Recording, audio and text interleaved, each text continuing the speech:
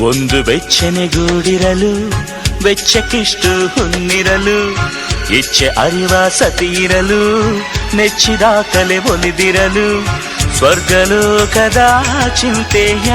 ಕೇಳಮ್ಮ ಪ್ರೇಮಲೋಕವೊಂದೇನೆ ಸಾಕೇಳಮ್ಮ ಒಂದು ಬೆಚ್ಚನೆಗೂಡಿರಲು ವೆಚ್ಚಕ್ಕಿಷ್ಟು ಹುನ್ನಿರಲು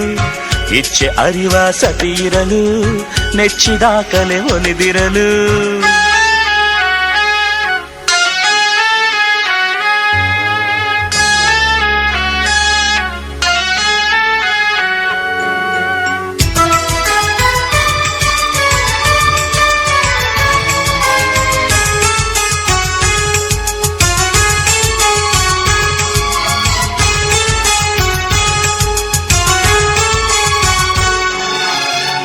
ಯಾರಿ